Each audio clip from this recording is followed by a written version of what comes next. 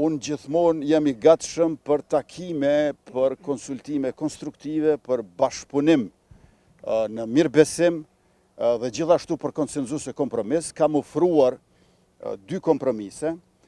I pari është ai që t'i delegojnë përfaqësuesit partit politike dhe me atë rast, nëse nuk e duan votimin e fshet, ta rrëzojmë atë komision me vot, sepse pa vot nuk rrëzohet, me bojkot nuk shkohet përpara, dhe pasi që të rrëzohet ai komision, mund të kthehemi tek vota e hapur, me që rast le të kemi marrëveshje politike natyrisht që kryetari dhe 5 nënkryetaret me marrëveshje paket të votohen një nga një, po me marrëveshje paraprake.